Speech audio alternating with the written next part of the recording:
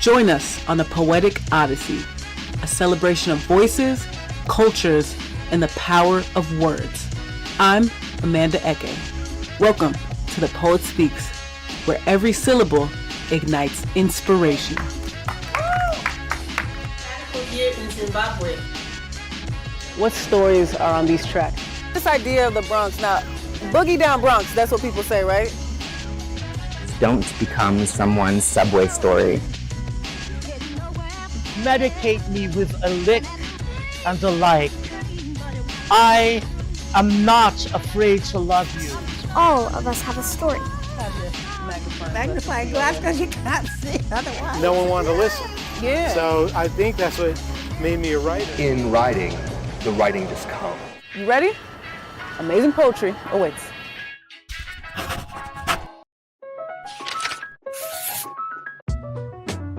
Hello, everyone, and welcome back to the Poet Speaks podcast. Now, our next guest is an award-winning spoken word poet, artist, educator, and motivational speaker, performing in locations such as New Zealand, Mexico, Canada, and 36 states around the country. Known for his Dark Side tour, which promotes his first ever poetry chapbook, and his crown jewel, Deficience, A Tale from My Dark Side, an album rooted in transparency as well as healing.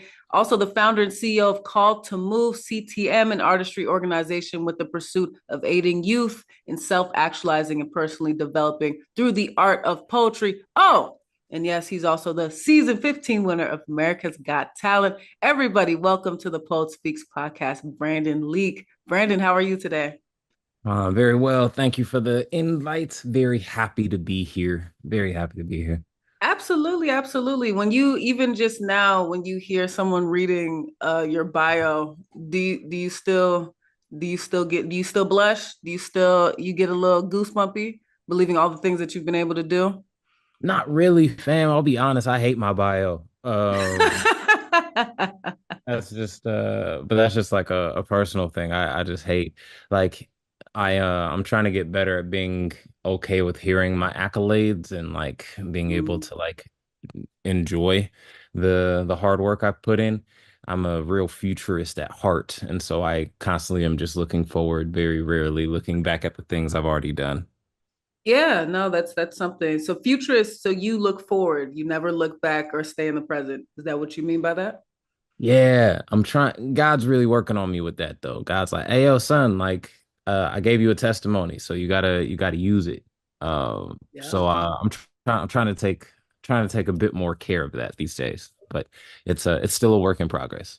For sure, for sure. Well, let's kind of go back a bit. A lot of people, they know you for your accolades, but tell us a bit about where did you grow up, and kind of tell us how your childhood affected your journey to become the writer, the poet that you are today. So where did you grow up? Were you born and bred anywhere?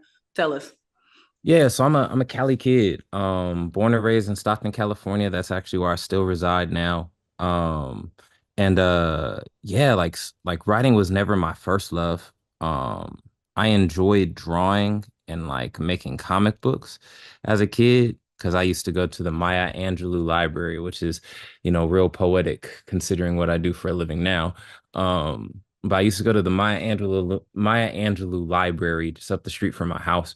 And I would go get these Dragon Ball Z manga comics, and I would like trace them with trace paper and then add my own words to their speech bubbles. But before that, it was just basketball. Like basketball was the passion, basketball was the drive, basketball was the whole dream. All the way through my first 2 years of college. So like I played basketball for about like 16 years since I was 4. And so it was yeah, that was the whole, like, hey, like, what do you want to be when you grow up? Kobe Bryant. Like that was the answer, full and complete. That's kind of crazy. I mean, so basketball, balling, so you were a baller growing up. That was really the dream. How did you then shift? Because I'm Cali native myself. I'm from Sacramento.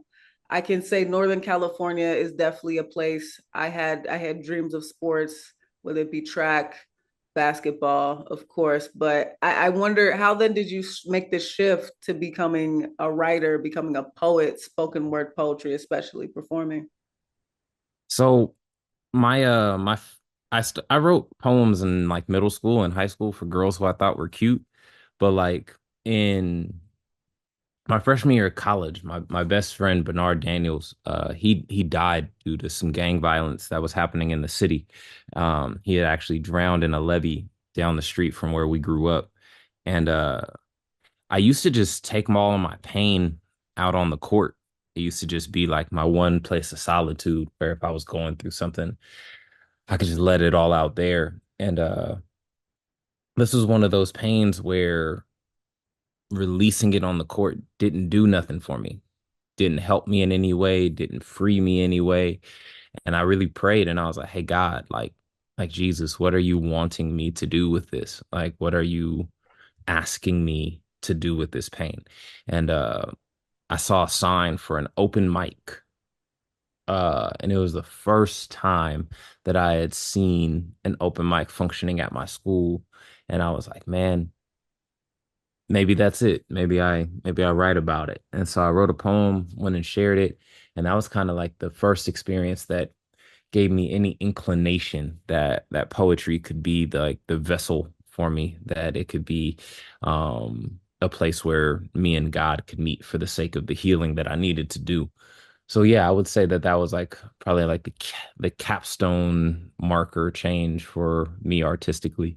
Yeah, and I'm curious, being familiar with someone that grew up in Northern California, Stockton, it has such variables in terms of the gang violence, safety that's all around that city. How much of your how much of your life was affected? Like you said, you had a friend that, may their soul rest in peace, that passed away due to that violence. How much of your life and your youth was affected by that, by those outer influences of violence and maybe just the community that you were of Stockton? Yeah, I think it's actually highly overstated how violent Stockton is, just because it's not like when I think of any city, like if you go to the wrong neighborhood, then you have the unfortunate opportunity to be met with violence or gangs or drugs or whatever. Like I know Sacramento is being gentrified as we speak, but like there was a period of time where being in Oak Park was, past a certain time would result in you not being the most safe individual. You know what I mean? We know what happens in places like Oakland right now. You go to certain parts of Fresno. So like I think it's overstated, but like I would say I was fairly shielded. Um, I was interestingly enough, I was at a Bible study yesterday, and one of the people was like, "Man, like God has really graced your life. Like as I hear your story, like God has really like put a head around you." And I'm like, man, like as I reflect on it, God really has. Like I didn't go to the public school in my neighborhood. I my mom tested me for a magnet school that I was able to go to that, was probably about like 4 or 5 miles away from my neighborhood, closer to the downtown area where I got like a really high quality education. Um, I grew up in a Baptist AME church where like I had church family everywhere. So like no matter where I went, I always had somebody who either had an eye out on me or for me. Um, like I so yeah, I would say I was fortunate in a lot of ways to avoid the pitfalls of what normally comes, especially a lot of young black men. Um, like like Yeah, I've been immensely blessed in that regard. So I would say it's impacted me on the outer scale of Mm. like seeing the things and witnessing them and like being impacted by people who've been directly hit by them. Like I attended 18 funerals by 18, Wow. right?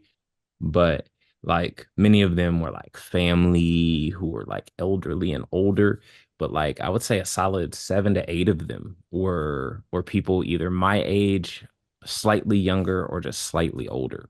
Um, and so like that does impact you, like death does touch me differently because I've had so many engagements with it. Um, but yeah, like I would say God really, really blessed me to not have to endure as much of that. Yeah, my goodness, 18 funerals by the time you're 18 is wild. I mean, that is really definitely life-changing. And we really appreciate you for sharing that. So tell me a little bit about now, you went from a former athlete to becoming a writer. Tell us about how that kind of evolved for you to now becoming the career that you've had. I mean, tell us about how that trajectory kind of slowly but surely, or maybe it happened fast for you. How did that trajectory happen to now this became a professional life's work? Yeah, I mean, like I was an English major in college for my first year and a half. And what ended up happening was I had a teacher who talked like the Visine man. For all the young folk who are watching this, they have no idea what I'm talking about. But he had a very monotone, boring voice. It was really, really not fun to listen to. And I remember falling asleep in his class for like the third time in the same day and just thinking to myself, like, oh yeah, like I can't stay here. Like I can't stay in this class anymore. Like I am going to lose my mind if I stay here any longer. And I I went and switched to become a psychology major that same day. I already had enough courses to qualify for an English minor. So I was like, hey, I got my minor. I'm going to be a psych major. I'm going to become a psychologist, or I'm going to become like a psychiatrist where I get the chance to like work with people who like need mental help. Um, and I quickly realized that that type of one-on-one relationship where it's only like one person talking would leave me really drained. And I'm like, oh, I won't be healthy doing this. So let's not do that either. So I'm like, God, what do you want me to do? And it's around this same time that poetry starts taking a more prevalent like place in my life. I meet a poet by the name of Michael Bornay from Long Beach.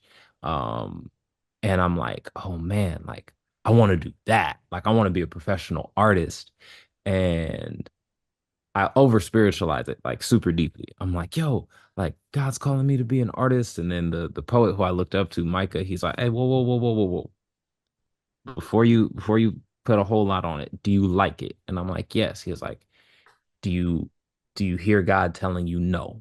I'm like, no. He's like, is it unbiblical? I'm like, no. He's like, then just go for it. Operate in freedom until you get told otherwise. And so like that happened sophomore year. And from that point on, I was getting my degree because I knew I was going to have a regular job at some point. Mhm. But I had been just like slowly and surely making my way into the idea of like, hey, art is going to be a very big part of my life. Um, I'm gonna be doing this. And what ended up happening was like after graduating college, I had a whole slew of issues occur. We can talk about that another time or in another question. But I divine intervention brought me back home. I worked a job as a paraprofessional at a school with a student who had a mental disability. Um, and then I got a job working at the county for a group called Black Infant Health. And all the while I was doing this, I was running from my city in Stockton up to Sacramento, where you're from, like 3 to 4 days a week, performing at places like Mahogany, places like Shine Cafe, places like Brick House, places like Luna's Cafe, random open mics that would just kind of pop up here and there. And I was just like, yo, this is it. Like this is what I'm gonna do. This is like I'm gonna chase after this. And then I ended up joining the Sacramento Slam team and performing alongside them in the year 2015, Mhm. which was a really eye-opening experience at not just like the quality of poetry, but the dedication required to be able to make that type of quality poetry. Um, and all the while I was still working these jobs, got fired from a couple of them because I was doing way too much poetry stuff. Uh, and took my L's, learned how to make those into dubs. And yeah, it wasn't until 2018 that I really took the plunge to become a full-time poet, traveling, touring for my album Deficiencies. Uh, did I'm trying to think. I did 150 shows over the course of 10 months. went to, as you mentioned, like 3 or 4 different countries, 36 states. And that number has just grown over time. And then yeah, so that's kind of been the trajectory and the road that we've taken to get here so far. No, and that's, that is when you really kind of put that into perspective, that is wild, the amount of footwork and the amount of hustle that you really put in there, especially within that 10 months, over 100 shows that you've done. So that's quite a testament to the passion and dedication. Tell us a bit about, I do kind of want to hit a point. You seem very rooted in your religion and your spirituality and your religiosity. Tell us a bit about, if you feel comfortable, obviously, tell us a bit about how much of that guiding force has been kind of trajecting your career in terms of, we'll get into it later, but the industry. Tell us how much of that guiding force of your spirituality and your relationship with a higher power, because you've mentioned it several times. How much has that influenced so much of where you've taken your life's path? Yeah, I mean it's the life source behind it all. It's the guiding force behind the decisions I make. I could likely be very much farther in my career if I was willing to sacrifice a lot of the morals, values, and principles by which I hold most firm and dear in my life. Um, but you got to question like, hey, how, at what cost do you want to go up just for them to tear you back down? Because that's how society functions, right? Like we build heroes and then make them villains the moment that we feel like they got too high. You know what I mean? Like we see it all the time in sports, like we build up these people like a person like Patrick Mahomes. Everybody loved him on the rise. Everybody was like super happy to see him win the first and the second, but then it's like, oh, you're winning too much now. Like let somebody else get there. So, type of a thing. You see it with celebrity all the time, like with musicians who we prop up and be like, oh, yo, like look at them. Look at all this stuff that's happening. And then, you know, then they have their fall from grace and everybody's like, yeah, they deserved it. And some of it rightfully so, without a question. Um, but no, like my faith, my faith informs the art that I make. It informs the decisions I make. It informs the people who I associate with and the things that I would like to do moving forward. And I can't say I've always made that my priority, because there have most certainly been seasons, especially shortly after winning the show, where I allowed my ambition to be my guide versus the guiding principles that I have. And yeah, that was not a good season of life. That was not a good season of life. Well, first off, I want to hit a point that you just said, I think is huge there. You said I could be much higher if I didn't let kind of my greater core of spirituality lead my life. I think that's such a big thing to admit. A lot of people wouldn't say that. A lot of people would not admit, hey, I could be so much farther in my career, or whatever a career looks like to you. That looks so different for each person. A lot of people just wouldn't admit my success could be maybe more whatever it is financially, whatever it is, if I would to kind of let go of some of those principles. What did it take? And I think a lot of people don't admit it because it takes a lot to admit what that means. What did it take for you to kind of really get to that point where you can not only admit that, but also still have that integrity and be proud that, hey, I'm still happy where I'm at? Yeah, I mean, humility is part of the call, right? And not just humility and like, oh yeah, like I'm humble, I do these things, but humility in the fact that like, oh yeah, like um I'm not the MC. For all who don't know what that means, like main character. And Mm-hmm. I think in the West, we have a lot of people who deal with like main character syndrome, who feel like the world revolves around them. Everything needs to be about them. You'll see it in the way people think or talk. Like, I know in my own inner head, I've had to really work on this voice where I think that people are constantly looking at me, perceiving what I'm doing, perceiving what I like, what I'm wearing, or all these other things. Um, and by humbling myself from that stature, to being like, oh yeah, like I am just continuing to like I am just another part of this ongoing story that's already happening, and everybody else is just as busy and involved and not thinking about me as I am about them. It really helped me be able to not care about the status, because I think most people don't share it because they're afraid of what that would do to the status that they feel people think of them as. Hmm. They they think about their highest point and they're like, oh, people still look at me there. And it's like, dog, who cares? Like, Yeah. who cares what they say? Who cares how they feel? Who cares what they see? At the end of the day, are you proud of the decisions you've made? Are you proud of the life you've built? Um, in my worst season where I was like so hell bent on trying to prove something, my mentor, he was like, Brandon, consider this. People who win shows like these are usually bankrupt within 2 years after winning the show. People who win the lottery are usually bankrupt within 2 years after winning the show. And you have built a lasting career that is still ongoing with still more story to tell. How awesome is that? Yeah. When all you see are the things that have gone wrong, you're ignoring all the things that have been built up right for you. So yeah, I think that answers the question. Sorry. No, you're good for sure. Well, Brandon, let's get into it. We've already made hints to it. Winning America's Got Talent, obviously, that was such a huge achievement. What was it? You were the first person as a spoken word poet artist to win that talent show. Tell us about how that experience changed your life, both good, both bad. And what are still those ripple effects that you have, maybe whether it be career wise, but also mentally, emotionally wise, as we've kind of hinted at a little bit too? And tell us Yeah. the process. What was the process to even audition? Most people, I don't even know, how does someone even get that in their viewpoint to even get into TV like that, to audition for a show?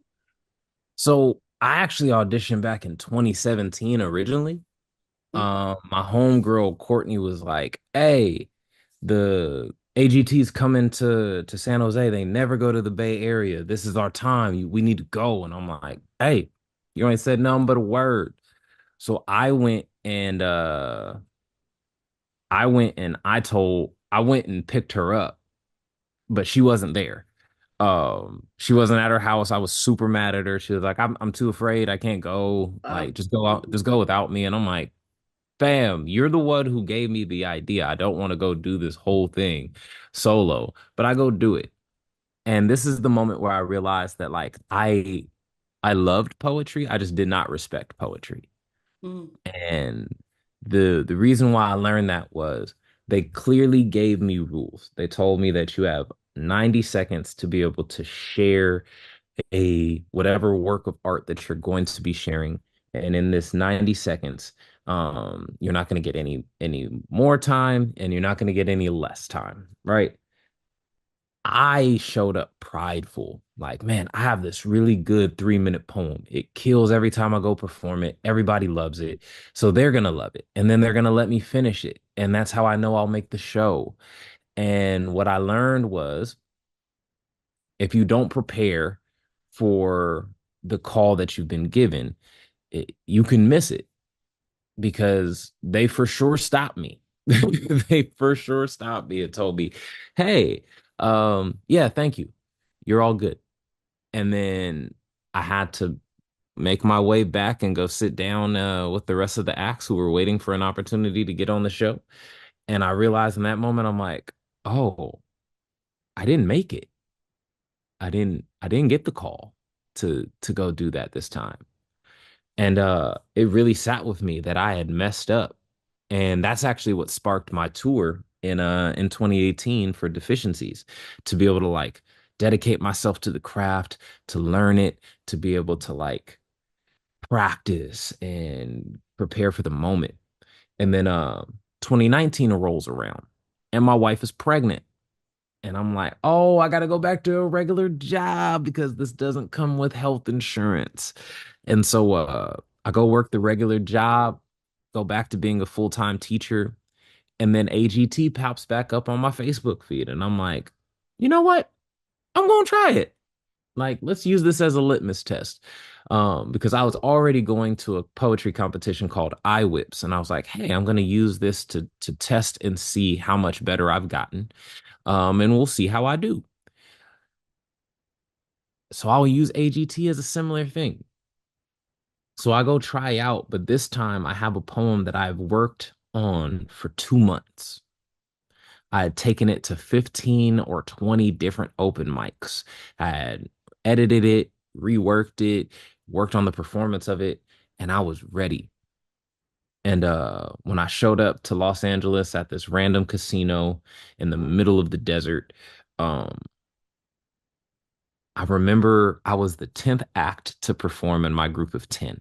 And I looked not only at the acts who were performing, but the person who was judging us. And I said, he's checking out after 10 seconds. After 10 seconds, if they're not gathering his attention, he's gone.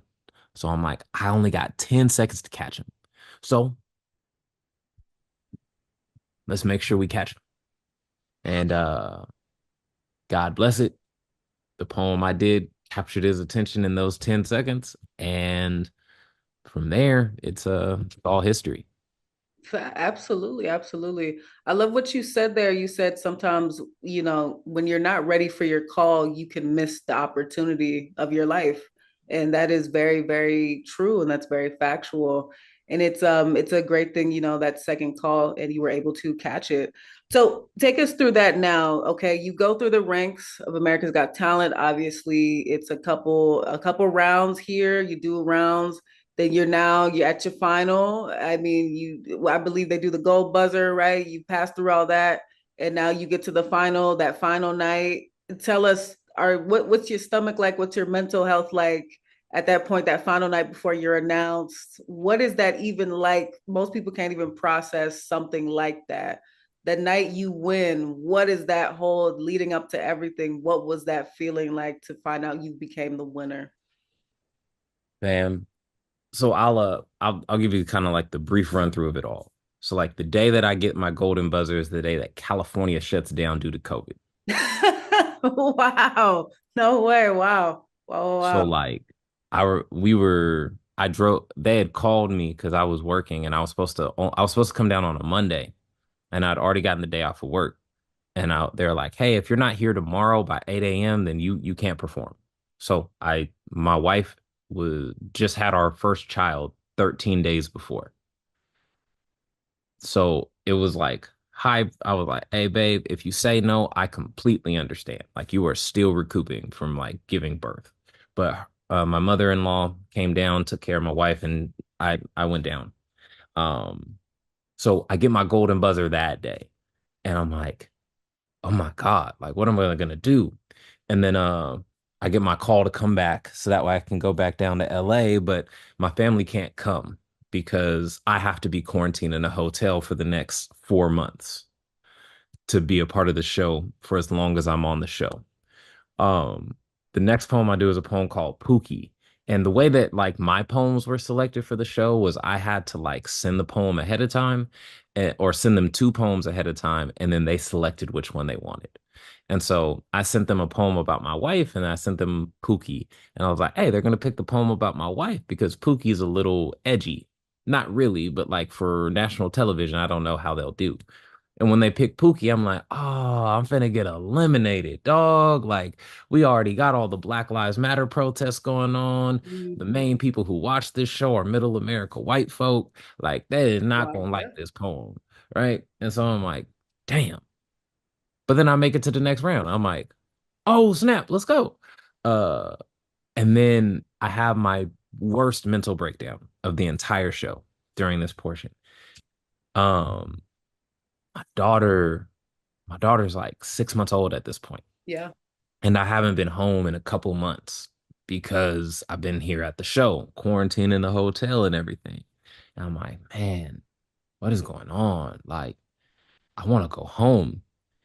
And they tell me I can't go home, even when they promised that I would be able to.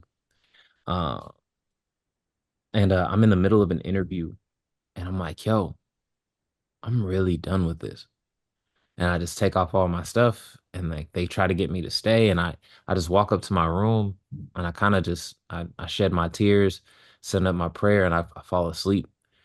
And then I don't know how long I was out, but then I hear the banging on my door, and it's my producer, who's technically not allowed in the hotel, but um he was there, and he's like, Brandon, I talked to the team.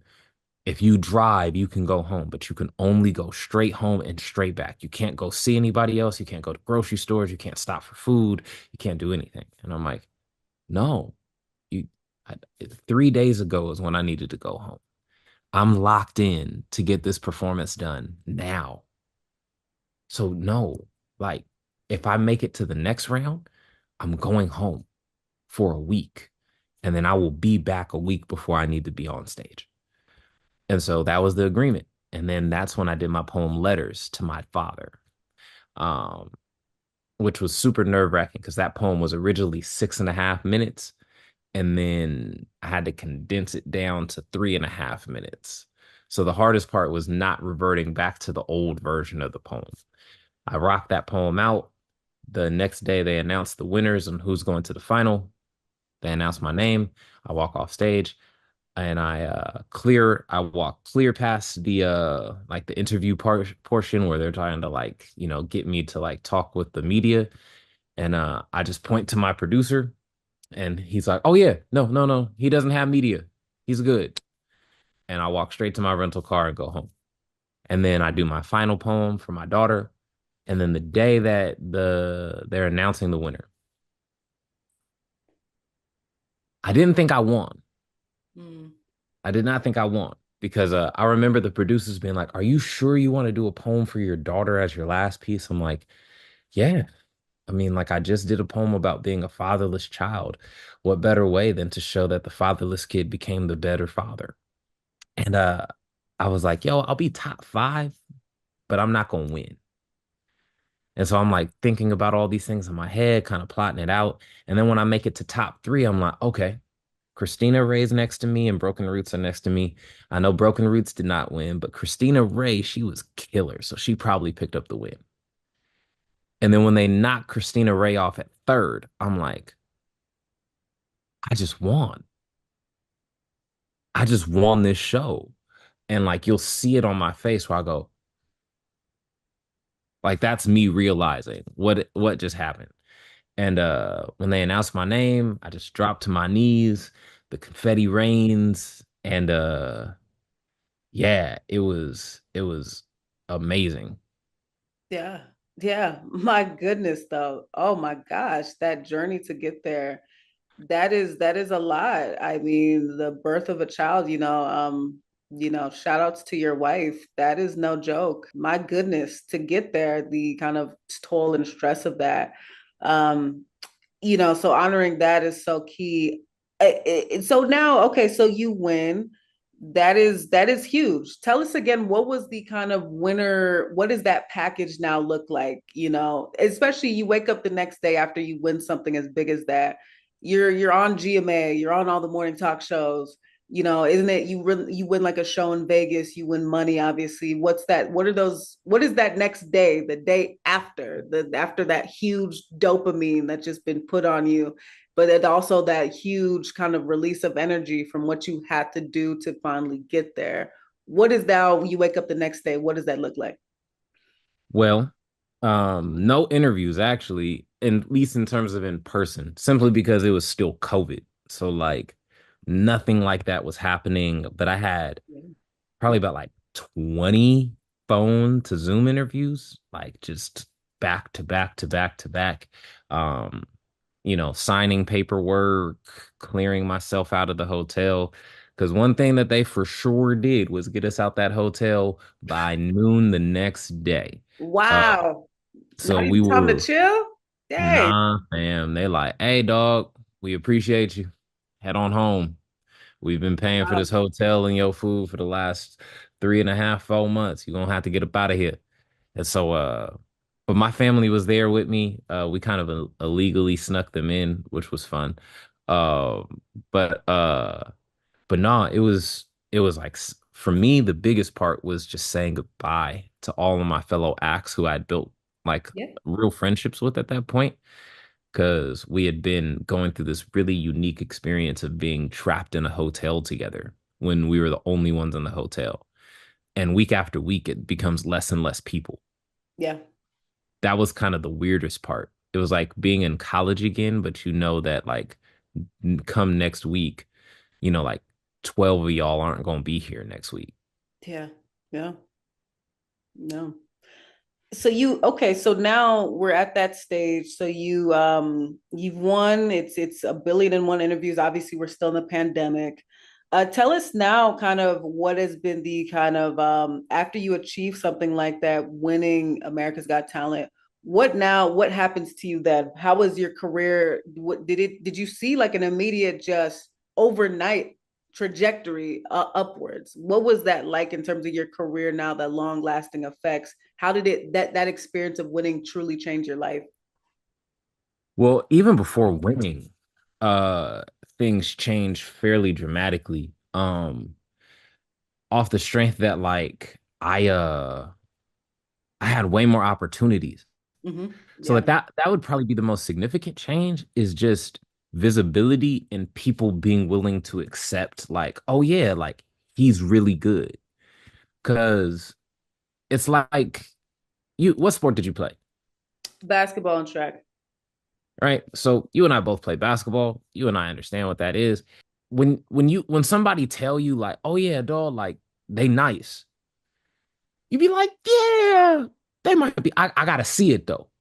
Like I gotta see that they good. And then when you see that they good, now it's like, oh, respect. Like I feel it. I feel like that was kind of what happened with the show.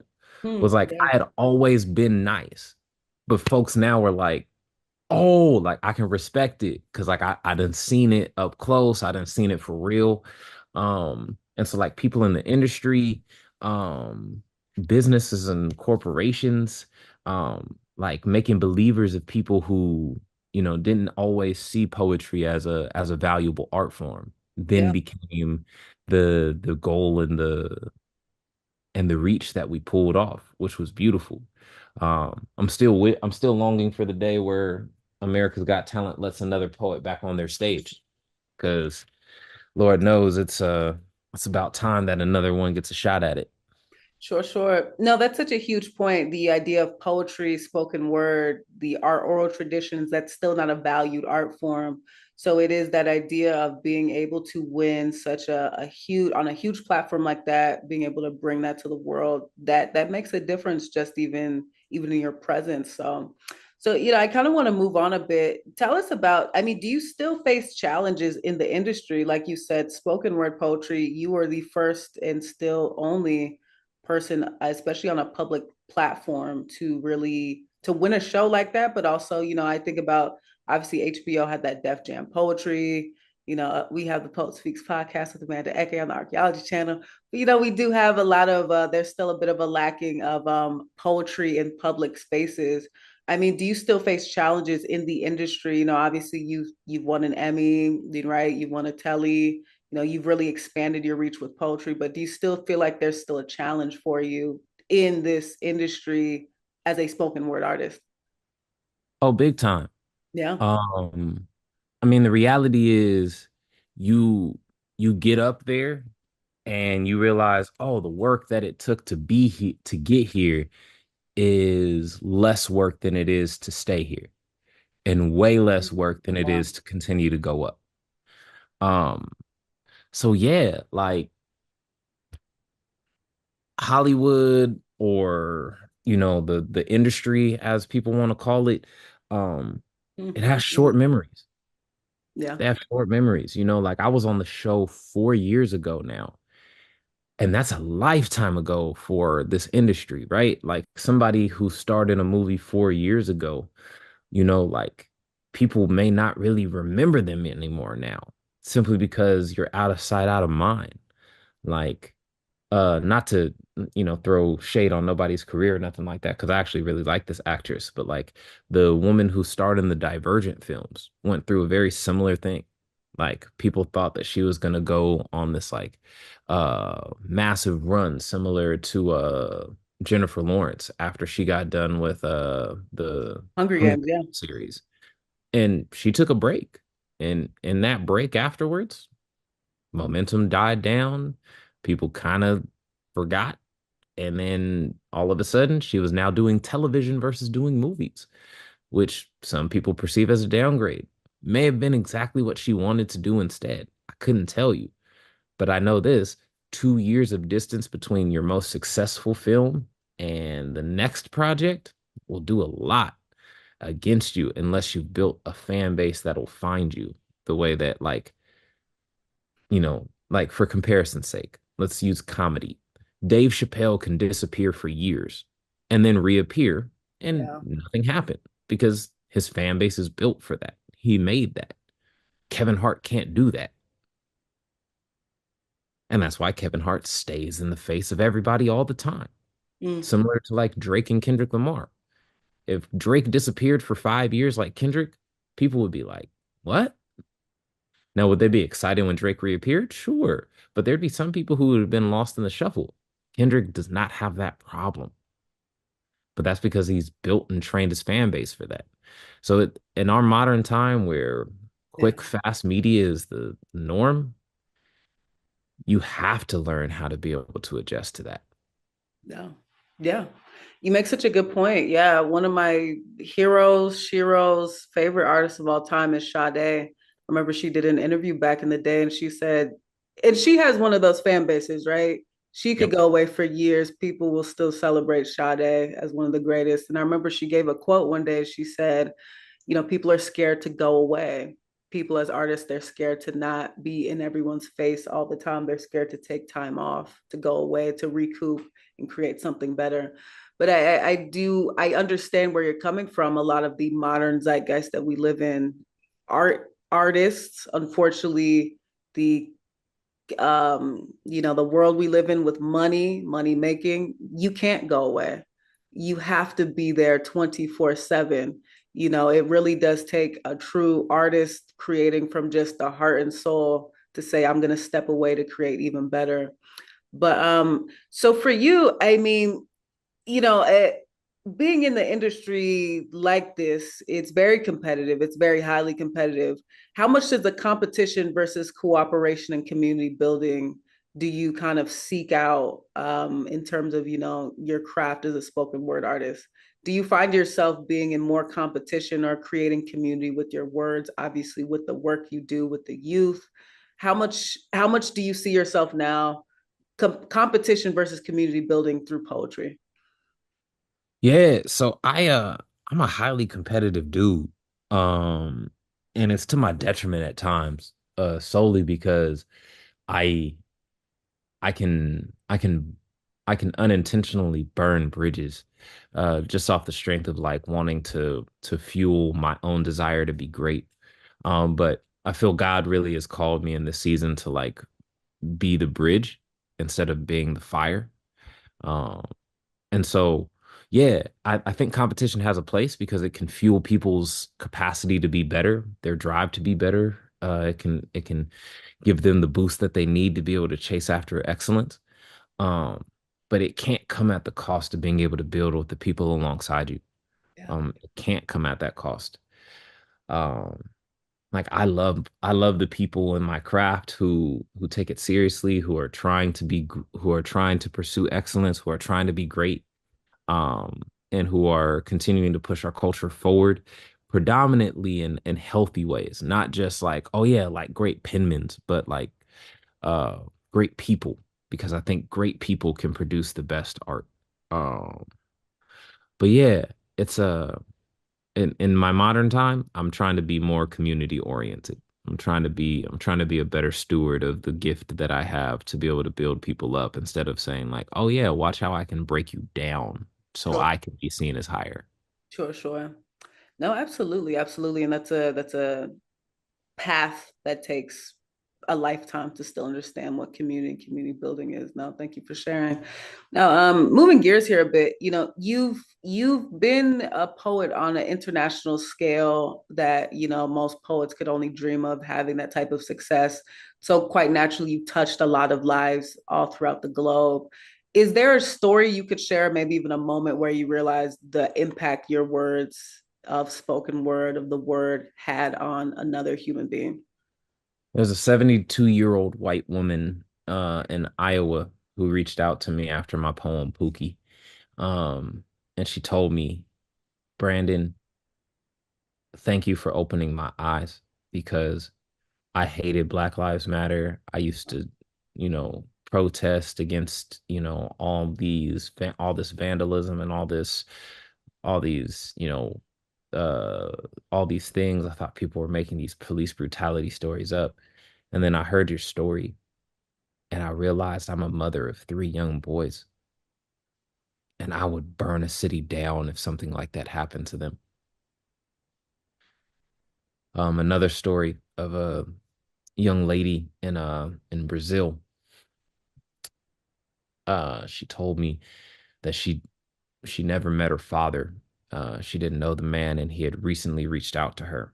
And from my time on the show, she had always contemplated, because she had had this letter for about a year, on whether or not she should actually reach out and be able to go meet him.